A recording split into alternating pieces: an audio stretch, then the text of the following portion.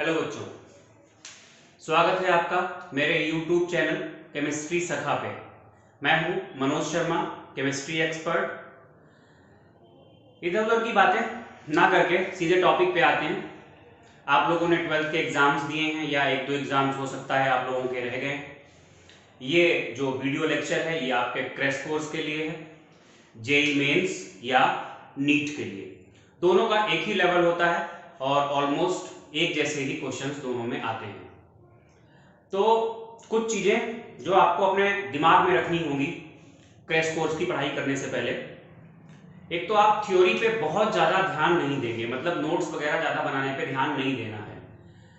होता वही सब कुछ है जो आपने 11th और 12th में पढ़ा है। सच ये है कि अगर आप 11th और 12th का बहुत ठीक से पढ़ लेते, जो तरीका होता है पढ़ने का, और अगर बहुत ठीक से आपका पढ़ा हुआ होता और फिर क्या करते आप जेई या नीट के अकॉर्डिंग क्वेश्चंस को प्रैक्टिस कर लेते, तो वही काफी था।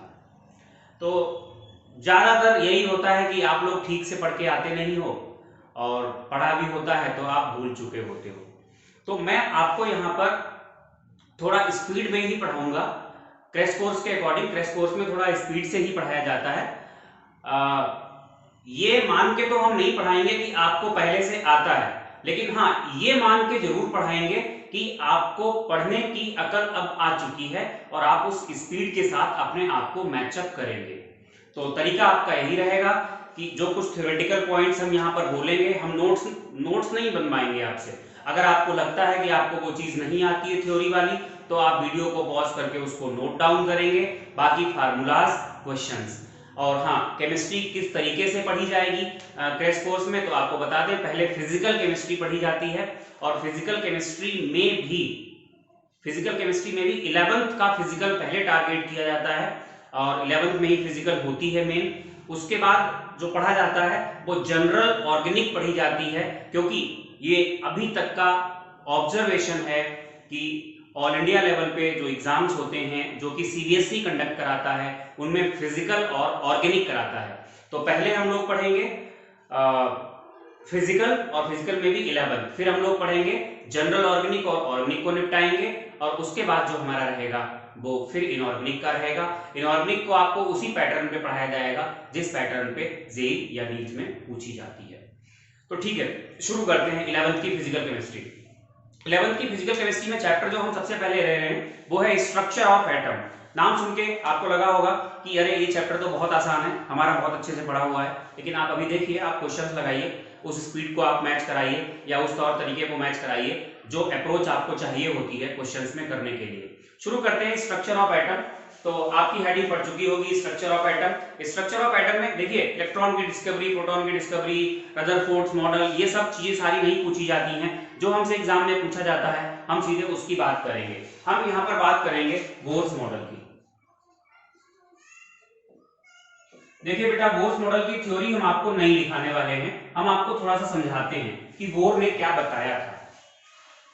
बोर्स मॉडल में ये बोला गया था maximum mass of the atom is concentrated in the centre of atom. Centre of atom होता है, यहां पर मैक्सिमम मास होता है, मतलब यहां पर क्या होंगे, प्रोटॉन्स और न्यूट्रॉन्स होंगे।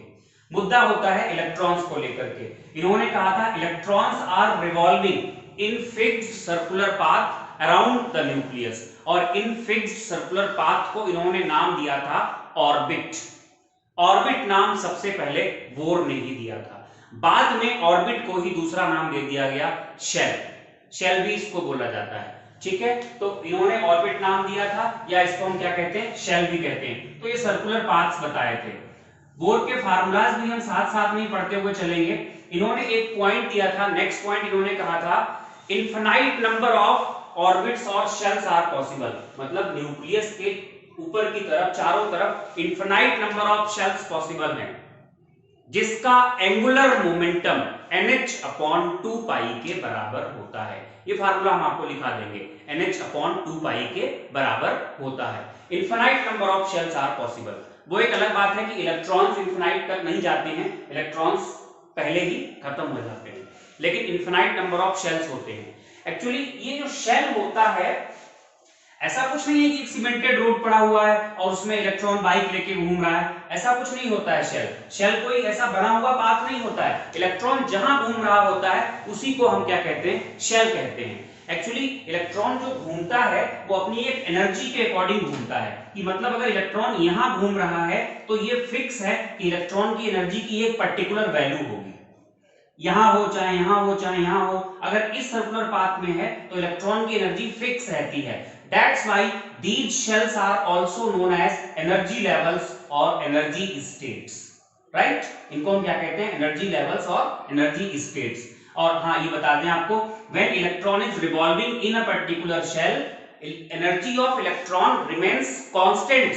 That's why this state of electron is called as stationary state. अगर क्वेश्चन कुछ आ जाए, what do you mean by stationery state of electron, stationery state का मतलब ये बिल्कुल नहीं है कि इलेक्ट्रॉन रुका हुआ है। स्टेशनरी स्टेट का मतलब है इलेक्ट्रॉन की एनर्जी रुकी हुई है when it is revolving in a fixed circular path. ये लोअर एनर्जी पाथ होगा, ऊपर की तरफ बढ़ेंगे हायर एनर्जी पाथ आएगा, और ऊपर जाएंगे और हायर एनर्जी पाथ आएगा। तो जब इलेक्ट्रॉन को लोअर एनर्जी लेवल से हायर एनर्जी लेवल में जाना होता है तो इलेक्ट्रॉन एनर्जी को एब्जॉर्ब करेगा, और जब हायर से लोअर में आएगा तो एनर्जी को एमिट करेगा। ये एनर्जी इलेक्ट्रॉन का ऊपर जाना नीचे आना, it is called electronic transition, और या एनर्जी ऑफ एब्जॉर्प्शन होती है, एनर्जी ऑफ एमिशन होती है। थ्योरी में हम और कुछ नहीं पढ़ेंगे, जो कुछ याद करने वाले पॉइंट्स थ्योरी में आपके हैं, आप जो याद कर सकते हैं। इन्होंने कहा था मैक्सिमम मास सेंटर में, जहां पे क्या होगा, प्रोटॉन न्यूट्रॉन। दूसरा, इलेक्ट्रॉन सर्कुलर पाथ में घूमेंगे, जिसका नाम क्या है, ऑर्बिट या शेल। ठीक है। नेक्स्ट इन्होंने कहा infinite number of shells are possible, जिसका एंगुलर मोमेंटम कितना हो, NH/2π। H आपको पता है प्लैंक्स कांस्टेंट होता है, वैल्यू क्या है आपको बता दी जाएगी। n यहां पर होता है प्रिंसिपल क्वांटम नंबर। देखिए जो पढ़े लिखे लोग होते हैं वो n को प्रिंसिपल क्वांटम नंबर कहते हैं, और जो कम पढ़े लिखे होते हैं थोड़ा, वो n को शेल बोलते हैं, नंबर ऑफ शेल बोलते हैं। लेकिन बेसिकली n को सही मायने में हमें प्रिंसिपल क्वांटम नंबर बोलना चाहिए, NH/2π। तो अगर पहली शेल है तो n1 रखेंगे, दूसरी शेल है तो n2 रखेंगे। और उसके बाद कुछ बातें और, इनको एनर्जी लेवल भी कहते हैं, एनर्जी स्टेट भी कहते हैं शेल्स को। और इलेक्ट्रॉन जब एक पर्टिकुलर शेल में रिवॉल्व करता है तो इलेक्ट्रॉन की एनर्जी कांस्टेंट रहती है। इलेक्ट्रॉन की एनर्जी कांस्टेंट रहती है, this is called stationery state of electron. अच्छा, क्या किया बोर ने, कुछ फार्मूलाज भी दिए। बोर ने क्या किया, बोर ने इलेक्ट्रॉन की एनर्जी निकालने के, इलेक्ट्रॉन की स्पीड निकालने के, इलेक्ट्रॉन का एंगुलर मोमेंटम फाइंड करने का, या इलेक्ट्रॉन जिस शेल में है उस शेल की रेडियस क्या होगी, इन सब के लिए कुछ फार्मूलाज दिए। वो फार्मूलाज हम लिखेंगे और यहां पे उनसे हम क्वेश्चंस लगाएंगे। तो पहला फार्मूला जो आपको याद होना चाहिए, एंगुलर मोमेंटम, जिसे हम लोग कहते हैं MVR होना चाहिए NH/2π। H क्या होता है आप सबको पता है, प्लैंक्स कांस्टेंट। नहीं पता है तो आपको लिख लेना चाहिए, और वैल्यू होती है 6.626 into 10⁻34 जूल सेकेंड। एक तो ये फार्मूला। सेकेंड बेटा हम यहां पर बात करेंगे रेडियस ऑफ शेल। अगर शेल की हमें रेडियस निकालनी पड़े तो फार्मूला तो बहुत लंबा चौड़ा होता है। रेडियस का फार्मूला जो पूरा ड्राइव किया जाता है वो कुछ इस तरीके से आता है, n²h²/4π²me², और आगे यहां पर होता है kz।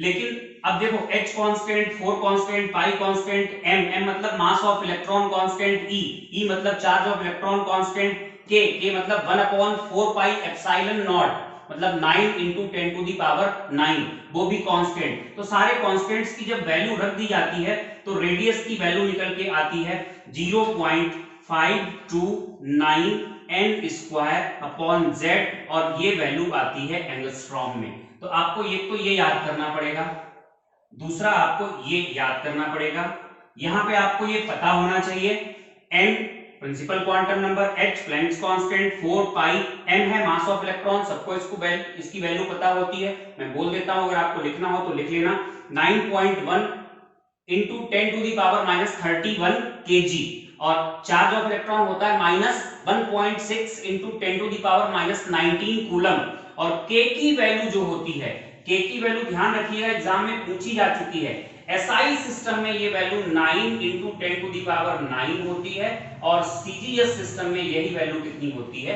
1 होती है। ये क्वेश्चन पूछा जा चुका है सीबीएसई पीएमटी मतलब नीट में। अच्छा, जेड क्या है, जेड है एटॉमिक नंबर यहां पर। तो ये रेडी फार्मूला आप एक ये याद रखेंगे, फार्मूला दूसरा आप ये याद रखेंगे।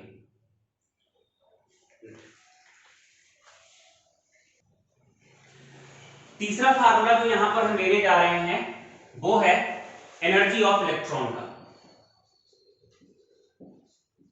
एनर्जी ऑफ इलेक्ट्रॉन अगर वैसे आप निकालोगे तो लंबा चौड़ा फार्मूला बनता है जाकर के, किसी भी शेल में इलेक्ट्रॉन की एनर्जी कितनी होगी, तो E इक्वल टू निकल के आता है 2 पाई स्क्वायर m e की power 4 k square z square minus में होता है upon n square h square, ये वैल्यू होती है। लेकिन कांस्टेंट्स की वैल्यूज को पुट करने के बाद जो एनर्जी बनती है जाकर के वो -2.18 into 10 to the power -18 z square upon n square, ये वैल्यू आएगी जूल पर इलेक्ट्रॉन। या ये आपको याद करना होगा,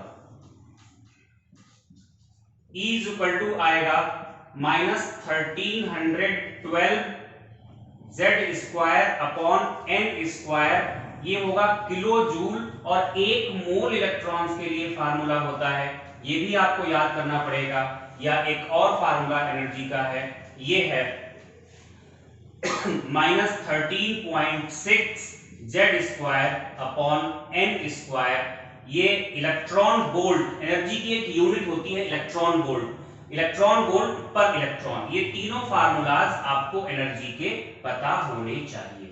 देखिए ये फार्मूला कहां से आया था, जरा इसके बारे में हम बात करेंगे। देखो जब एनर्जी निकाली जाती है इलेक्ट्रॉन की, तो जब हम टोटल एनर्जी निकालते हैं तो टोटल एनर्जी में क्या क्या आएगा, टोटल एनर्जी में एक तो काइनेटिक एनर्जी आएगी प्लस क्या होगा, पोटेंशियल एनर्जी आएगी, पीई लिख देते हैं और इसको हम लिखते हैं काइनेटिक एनर्जी। जो काइनेटिक एनर्जी की वैल्यू होती है वो होती है के z e square upon 2r और पोटेंशियल एनर्जी की वैल्यू होती है minus k z e square upon r. ये फार्मूलाज आपको पता होने चाहिए, यहां से क्वेश्चंस पूछे गए। देखो सबके डेरिवेशंस है, सबको ड्राइव किया गया है, क्या क्या आपको याद रखना है बता देंगे। K z e square upon r, इसका जस्ट आधा कर दोगे तो क्या आ जाएगा, तो आ जाएगी काइनेटिक एनर्जी, और जो टोटल एनर्जी आएगी इसको और इसको चेक करोगे तो minus k z e square upon 2r आएगा। और r की जब हम ये वाली वैल्यू यहां पर पुट कर देंगे तो एनर्जी का ये फार्मूला आ जाएगा। तो ये चीजें भी आपको याद रखनी है।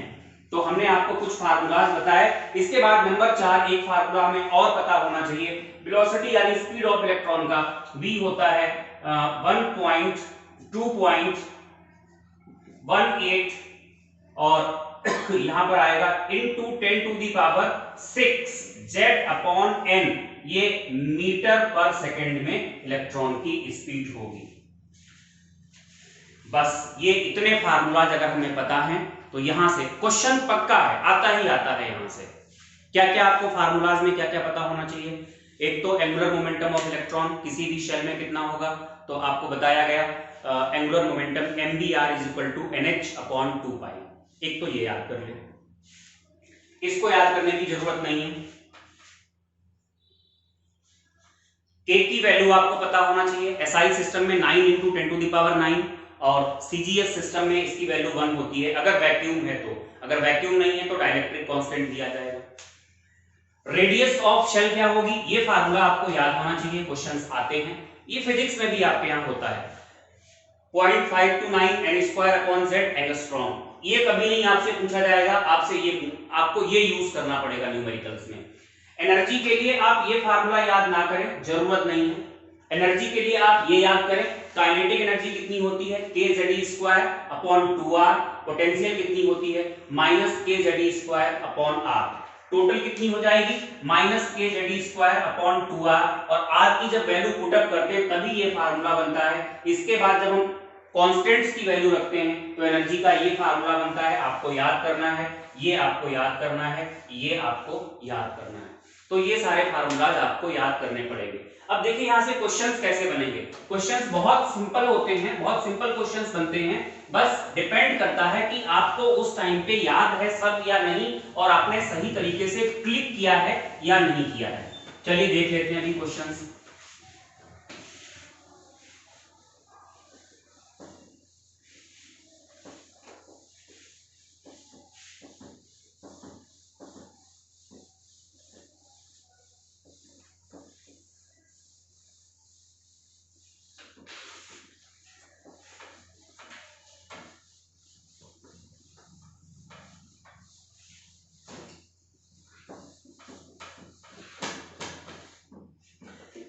तो क्वेश्चन आपका पहला है, आप देखिए, which of the following is oblique are, मतलब एक ऑप्शन भी सही हो सकता है, एक से ज्यादा भी। Which of the following is oblique are correct. हम आपको कुछ रिलेशंस दे रहे हैं। पहला रिलेशन है kinetic energy is equal to half of potential energy, electron के लिए है ये। Kinetic energy is equal to half of potential energy. दूसरा है kinetic energy is equal to minus half of potential energy. तीसरा है total energy is equal to minus of kinetic energy. चौथा है total energy is equal to minus half of potential energy.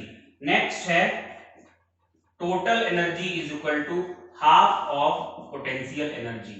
अब बेटा ये आप तभी तो कर पाओगे जब आपको ये दो फार्मूलाज याद होंगे कि जो काइनेटिक एनर्जी होती है वो होती है k ZE² अपॉन 2r, और पोटेंशियल एनर्जी होती है इलेक्ट्रॉन की minus k ZE² upon r। आप ऐसे याद रख सकते हो, पोटेंशियल एनर्जी माइनस में होती है जितनी, काइनेटिक एनर्जी उसकी जस्ट आधी, जो कि नीचे 2 आ गया, पॉजिटिव होती है। अब चेक करो क्या पहला ऑप्शन सही है? नहीं, पहला गलत है। क्यों? क्योंकि केवल हाफ कह दिया, माइनस साइन के बारे में कोई बात ही नहीं की गई। दूसरा, आपको क्या करना चाहिए था, आपको क्वेश्चन लिख के फिर वीडियो को पॉज करके इसको सॉल्व करना चाहिए था, फिर यहां पर हमारे साथ जुड़ना चाहिए।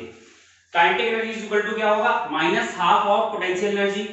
एनर्जी जो होती है इलेक्ट्रॉन की टोटल, वो माइनस ऑफ काइनेटिक एनर्जी के बराबर होती है। बिल्कुल सही, क्योंकि जो टोटल एनर्जी निकल के आती है वो minus k ZE² upon 2r होती है। और डी ऑप्शन है टोटल एनर्जी है minus half of potential energy, बिल्कुल गलत है, ये सही होगा, क्योंकि टोटल एनर्जी भी माइनस में होती है, पोटेंशियल भी माइनस में होती है, तो ये गलत हो जाएगा, ये सही होगा। तो एक तो क्वेश्चन इस तरीके से बन सकता है आपका, जो कि डायरेक्टली फार्मूला बेस्ड है। अच्छा, दूसरा क्वेश्चन है, क्वेश्चन आप लिखिएगा, in which of the following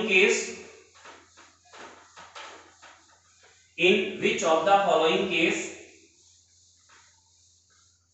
largest amount of energy is emitted. Largest amount of energy is emitted मतलब इलेक्ट्रॉन जंप करेगा, हायर लेवल से लोअर लेवल में जाएगा, तो किस केस में एनर्जी सबसे ज्यादा निकलेगी। तो कुछ ऑप्शंस हम आपको दे रहे हैं। पहला ऑप्शन है इंफिनिटी से आ रहा है दूसरे शेल में। दूसरा ऑप्शन है शेल नंबर 100 से आ रहा है दूसरे शेल में, या इंफिनिटी छोड़ दीजिए, ये आप 3 to 2 कर दीजिए। इंफिनिटी वैसे भी आपको मुश्किल पड़ जाएगा, सॉल्यूशन में दिक्कत आएगी। नेक्स्ट आपने ले लिया 4 to या चलिए और बढ़ा लेते हैं 150 से शेल नंबर 4 में। और नेक्स्ट है क्वेश्चन सेकेंड शेल से आ रहा है फर्स्ट में। एक और ऑप्शन बना लेते हैं, फोर्थ शेल से आ रहा है फर्स्ट में। तो किस वाले केस में सबसे ज्यादा एनर्जी निकलेगी, ये बात आपको पता है। जब इलेक्ट्रॉन हायर लेवल से लोअर लेवल में आता है तो एनर्जी निकलती है, तो किस वाले केस में एनर्जी ज्यादा निकलेगी। तो हमारा दिमाग इन दो ऑप्शंस की तरफ जाता है, 100 से 2 में या 150 से 4 में। जनरली हमें ये सही दिखाई देता है, लेकिन ये सही है नहीं। मैं आपको बताता हूं कैसे, ध्यान देना। ये तो हो गया न्यूक्लियस, ये पहला शेल है, ये पहला शेल हमने बना दिया। पहले शेल में एनर्जी E1 कितनी होगी भाई, एनर्जी निकालने का आपको फार्मूला बताया है। अगर हम हाइड्रोजन का एटम मान लें तो Z कितना होगा, 1 होगा। तो -13.6 ऊपर क्या था z स्क्वायर, नीचे था n स्क्वायर, और ये वैल्यू किसमें आती थी, ये वैल्यू आती थी इलेक्ट्रॉन वोल्ट में। तो ये वैल्यू निकल के कितनी आएगी, क्योंकि ये पहला शेल है, ये शेल नंबर 1 है, शेल नंबर 1 के लिए n 1 हो जाएगा। अगर हमने हाइड्रोजन का एटम लिया है तो z 1 हो जाएगा, जब ये 1 रख दोगे कुल मिला के तो -13.6 इलेक्ट्रॉन वोल्ट एनर्जी बनेगी। अब अगर हम शेल नंबर 2 लें, अगर हम शेल नंबर 2 लेंगे तो E2 ये 2 हो गया, तो n की वैल्यू हमें 2 रखनी पड़ेगी। जब n की वैल्यू हम 2 रखेंगे तो ये वैल्यू निकल के आएगी 4 से डिवाइड करेंगे 4 3 12 3.6 माइनस में इलेक्ट्रॉन वोल्ट। ऐसे ही करके हम क्या करेंगे, जब हम ये जो गैप है एनर्जी का गैप भी माना जाएगा।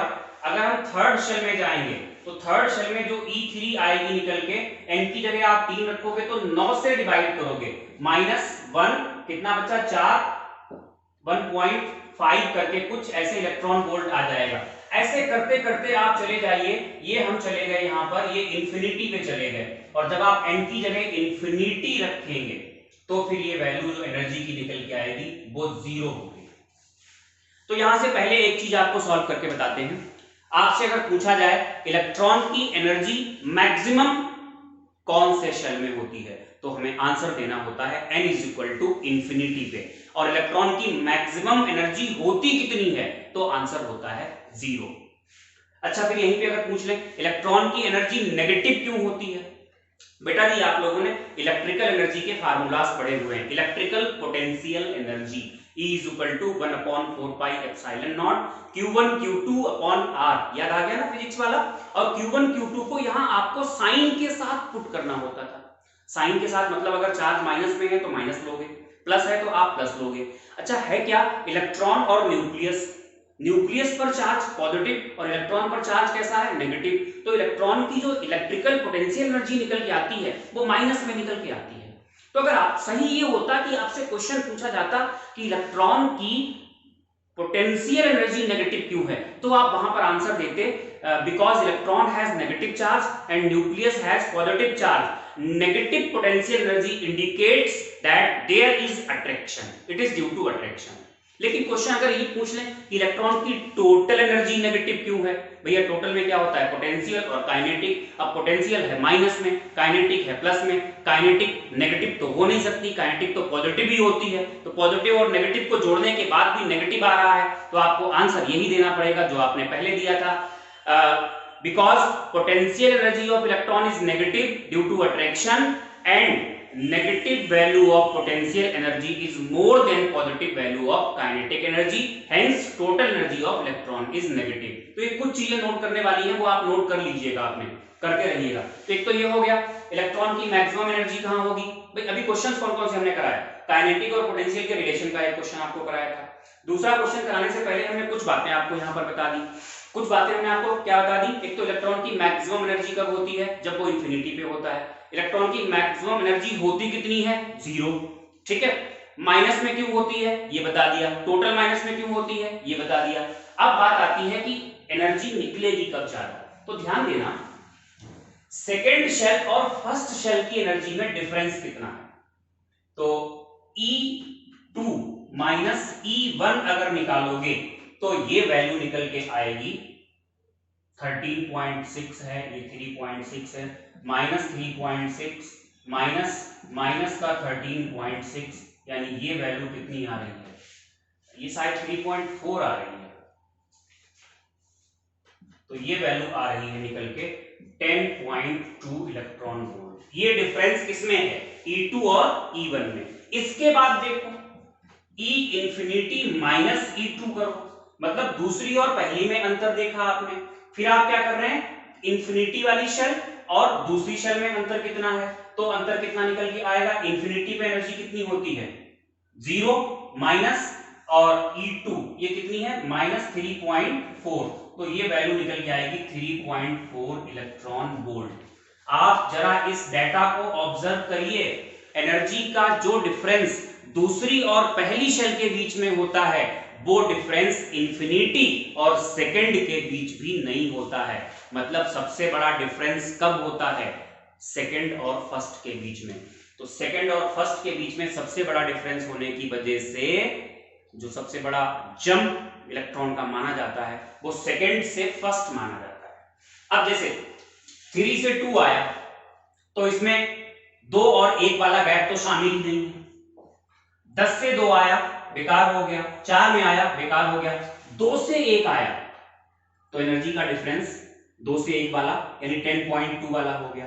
और अगर 4 से 1 आया तब तो और अच्छी बात है, क्योंकि 1 में आए इलेक्ट्रॉन, 1 में आए कहीं से भी आए, 2 से आएगा तो गैप होगा, 4 से आएगा हालांकि थोड़ा सा और बढ़ जाएगा, तो सही ऑप्शन यहां पर आपका क्या होगा, ये होगा। ठीक है, तो याद रखिएगा इलेक्ट्रॉन अगर फर्स्ट शेल में आ रहा है, कहीं से भी आ रहा है, अगर सेकेंड से आ रहा है तो वो गैप बड़ा माना जाएगा, अगर थर्ड से आ रहा है फर्स्ट में तो और बड़ा माना जाएगा, फोर्थ से आ रहा है तो और बड़ा माना जाएगा। अगर वो इंफिनिटी से भी 2 में आ रहा है या 1000 नंबर की शेल से भी 2 में आ रहा है तो 2 और 1 वाले गैप को वो ओवरकम कभी नहीं कर पाएगा।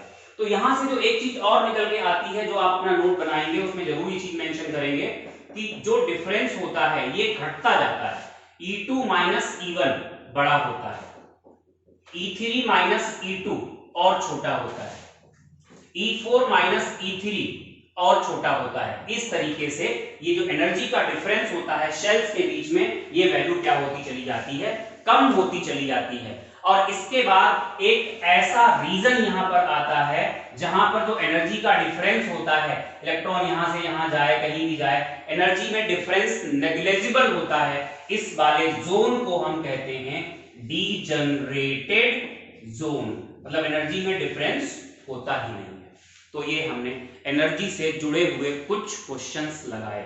ये क्वेश्चन भी बहुत इंपॉर्टेंट है, पूछा जा चुका है, ये भी पूछा जा चुका है, और उससे पहले जो मैंने आपको कराया था वो भी एग्जाम में पूछा जा चुका है। ये एनर्जी से रिलेटेड क्वेश्चंस हैं। अच्छा, एनर्जी से रिलेटेड और कौन से क्वेश्चंस बनते हैं? एनर्जी से रिलेटेड और सिंपल क्वेश्चंस बनते हैं बिल्कुल, जिसमें आपसे इलेक्ट्रॉन की एनर्जी पूछी जाएगी, वो आप फार्मूला लगा के बड़े आराम से कैलकुलेट कर लोगे। देखते हैं कैसे।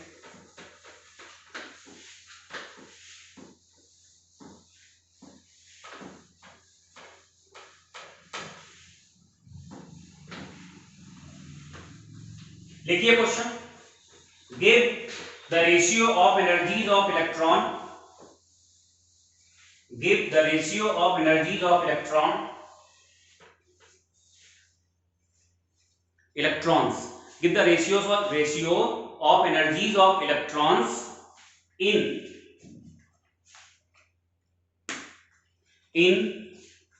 second shell of hydrogen atom and fourth shell of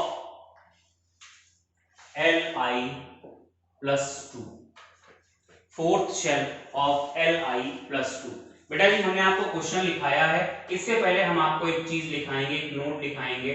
note ये होगा, नोट में आप लिखेंगे all the Bohr's formulas are applicable only for hydrogen like species. Bohr के सभी फार्मूलाज केवल तभी एप्लीकेबल हैं जब स्पीसीज कैसी है, हाइड्रोजन लाइक है, that is it has only 1 electron. 1 electron वाली स्पीसीज हैं कौन कौन सी? हम यहां पर स्पीसीज ले रहे हैं और ये इलेक्ट्रॉन, इलेक्ट्रॉन का नंबर 1। हीलियम में इलेक्ट्रॉन 2 होते हैं, लेकिन जब He पॉजिटिव हो जाएगा तो इलेक्ट्रॉन का नंबर 1 होगा। लिथियम में इलेक्ट्रॉन 3 होते हैं, लेकिन जब डबल पॉजिटिव हो जाएगा तो इलेक्ट्रॉन कितना बचेगा, 1। बेरिलियम में इलेक्ट्रॉन 4 होते हैं, लेकिन ट्रिपल पॉजिटिव होने के बाद इलेक्ट्रॉन कितना बचेगा, 1।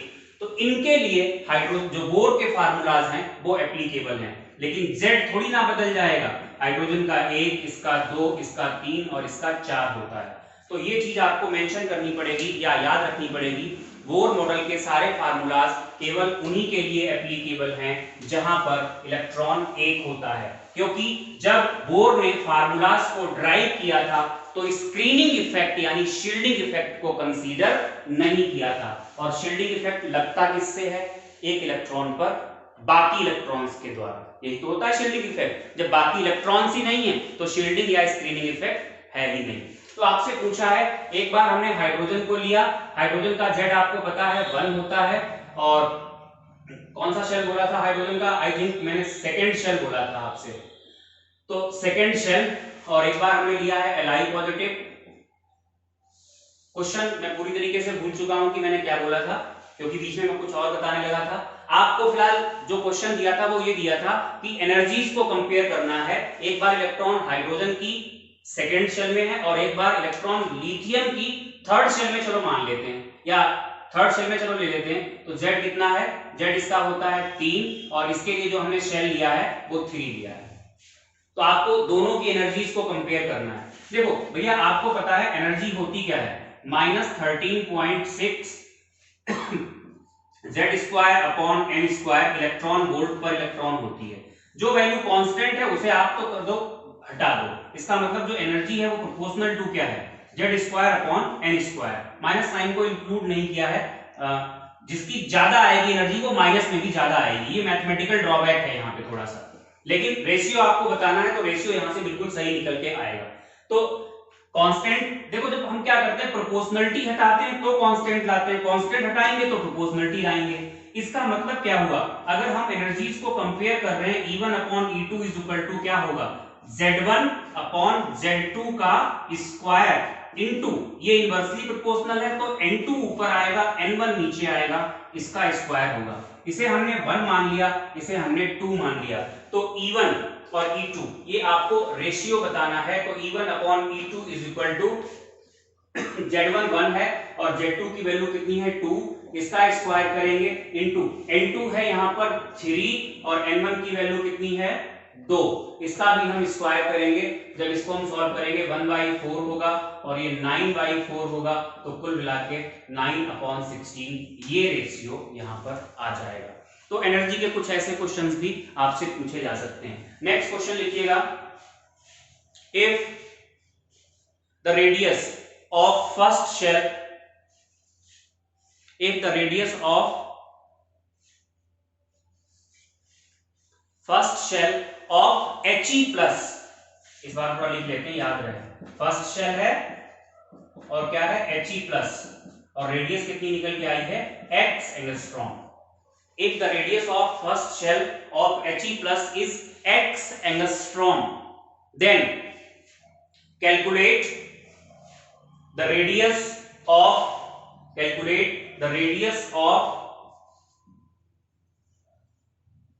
third shell of Li plus 2 in terms of x। आपको वैसे करके कुछ ऑप्शन दिए हुए होंगे, पहला ऑप्शन होगा 3x, ऐसे मुझे पता भी नहीं कि सही ऑप्शन लिख पा रहे हैं या नहीं, B 9x होगा, ऐसे C यहाँ पर होगा 4/9x, ऐसे करके आपको ऑप्शन दिए होंगे, D कुछ होगा इस तरीके से, चलिए 9x अपॉन 4 ले लेते हैं, ऐसे करके कुछ ऑप्शन दिए होंगे, वो आपको सेलेक्ट करना होगा। अब देखो बेटा, रेडियस इज इक्वल टू आप करते हो 0.529 और होता है n² अपॉन z एंगस्ट्रॉम। यहां से आप साफ साफ देख लो ये वैल्यू कांस्टेंट है, यानी रेडियस प्रोपोर्शनल टू क्या हो गई n² अपॉन z, यानी अगर हम r1 अपॉन r2 करेंगे तो n1 अपॉन n2 का तो स्क्वायर होगा, लेकिन यहां उल्टा हो जाएगा, z2 अपॉन z1 होगा। तो 1 अगर हम किसको मान लें, जो भी है आपको बताना किसका, ये He प्लस मान लिया हमने, ये r1 ये कितनी वैल्यू है x, ये वैल्यू कितनी है r2 ये आपको निकालनी है, यहां पर हमने मान लिया ये वैल्यू आपको निकालनी है। n1 की वैल्यू कितनी है फर्स्ट शेल, n2 की वैल्यू कितनी है थर्ड शेल, इसका स्क्वायर हो गया। z2 की वैल्यू कितनी है, z2 लिथियम के लिए होगा ये 3 होता है, z1 की वैल्यू कितनी है 2 है, इसका स्क्वायर नहीं होगा क्योंकि रेडियस के फार्मूले में आपको हमने स्क्वायर z का नहीं कराया था। तो x upon r2 is equal to कितना हो गया 1/9 इंटू क्या हुआ 3/2। तो देखो ये 3 हो गया यहाँ पर, जब आप x निकालोगे r2 तो x की सॉरी आपको r निकालना है, जब आप r2 निकालोगे तो r2 की वैल्यू कितनी बन जाएगी, नीचे देखो कितना बन रहा है 6x, कुल मिला के यही वैल्यू हो जाएगी, r2 की वैल्यू जो होगी वो कितनी हो जाएगी 6x के बराबर हो जाएगी। तो ऐसा कोई ऑप्शन फिलहाल यहाँ पे नहीं है, लेकिन आपका जो आंसर होगा वो क्या होगा, 6x होगा। तो ऐसे क्वेश्चन रेडियस से बन सकते हैं। ऐसे ही आपसे स्पीड ऑफ, नेक्स्ट जो फार्मूला हमने आपको तीसरा लिखाया है वो स्पीड ऑफ इलेक्ट्रॉन के बारे में लिखाया है। अच्छा, स्पीड से डायरेक्टली तो आपसे क्वेश्चंस नहीं पूछा गया है, लेकिन बड़ा अच्छा क्वेश्चन एक बार पूछा गया है, तब AIEEE चलता था। AIEEE में एक क्वेश्चन पूछा गया है, बताते हैं आपको क्वेश्चन क्या है।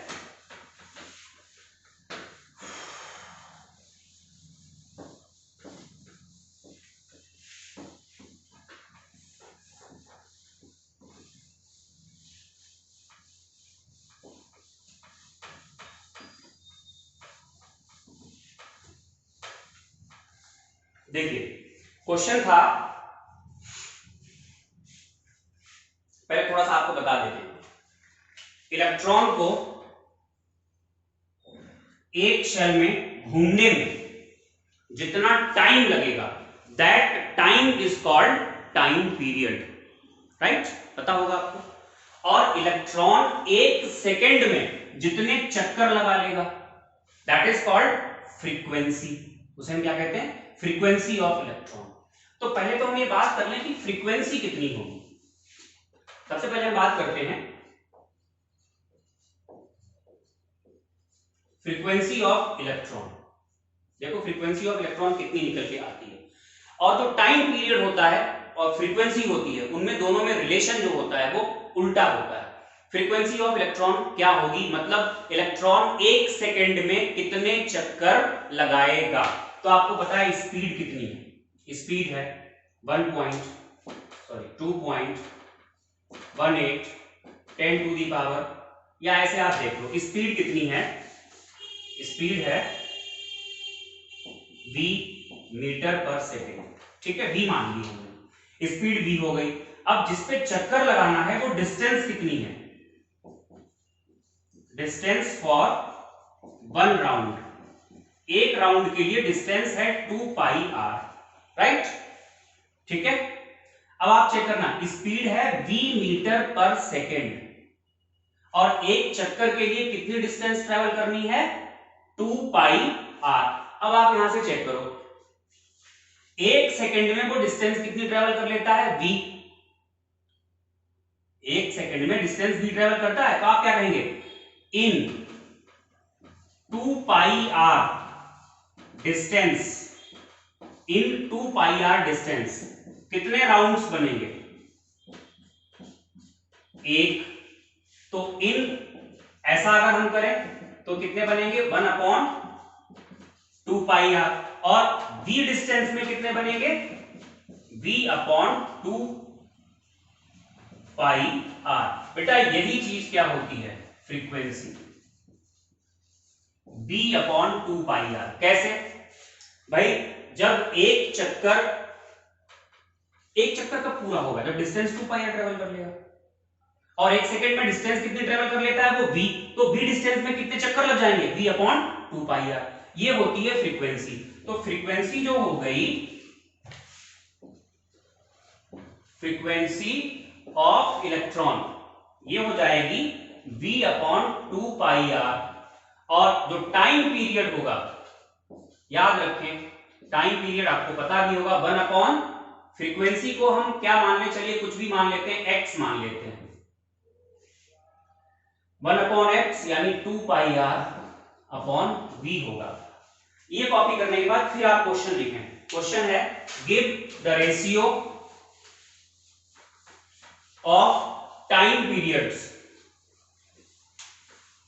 Give the ratio of time periods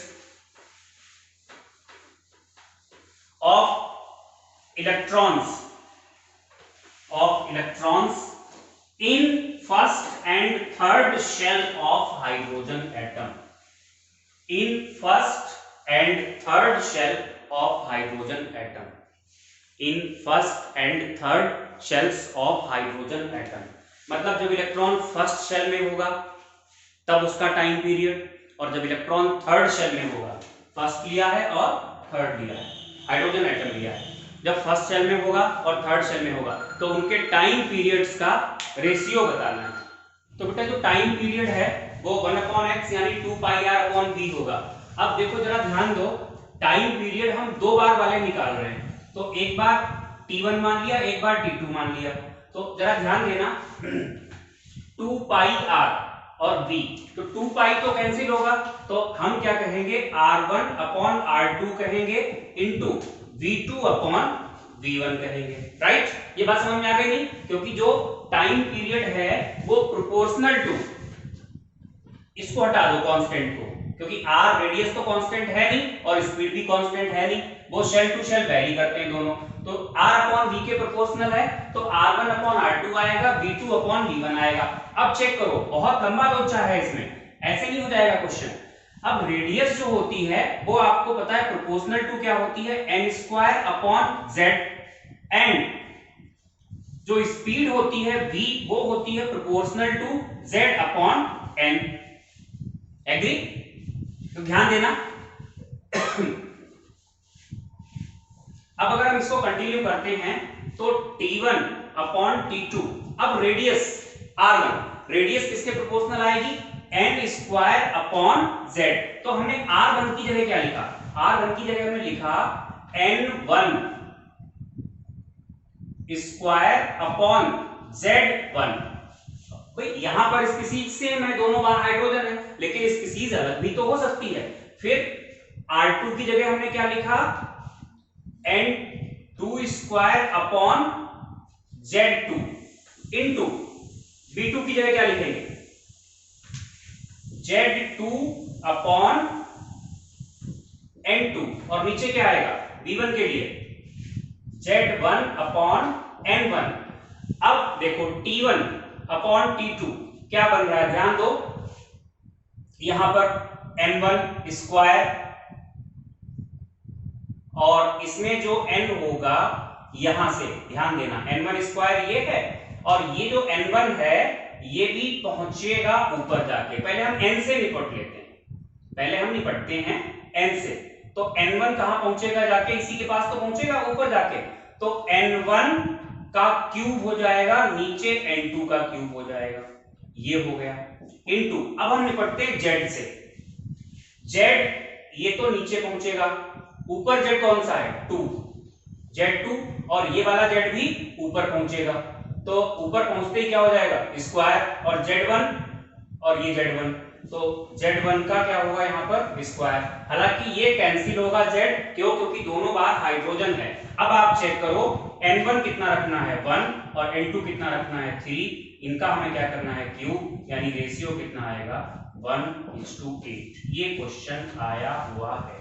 तो ये हाइड्रोजन एटम के लिए क्वेश्चन पूछा गया था। अगर कोई और स्पीसीज होती तो z भी वहां पर अलग होता। ये सारे क्वेश्चंस हो जाते हैं अगर आपकी प्रैक्टिस अच्छी हो। हम क्या करेंगे, जब हम बोर मॉडल खत्म करेंगे तो आपको तुरंत ही क्वेश्चंस देंगे प्रैक्टिस करने के लिए, ऑब्जेक्टिव क्वेश्चंस देंगे, इससे टफ क्वेश्चंस नहीं आते हैं।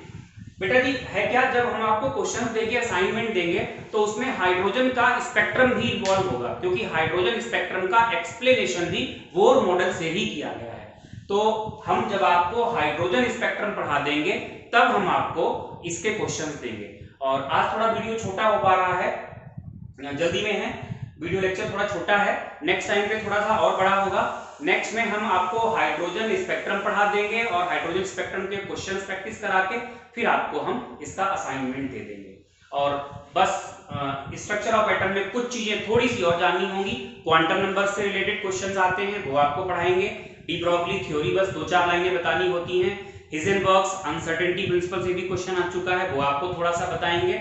और ये 3 लेक्चर, टोटल 3 लेक्चर लगेंगे। एक लेक्चर ये हो गया, 2 और स्ट्रक्चर ऑफ एटम में 100% कवर हो जाएगा पूरा। अगर क्वेश्चन पूछा जाएगा स्ट्रक्चर ऑफ एटम से तो 3 लेक्चर्स में से ही आएगा, जो मैं आपको इन 3 लेक्चर्स में पढ़ाऊंगा।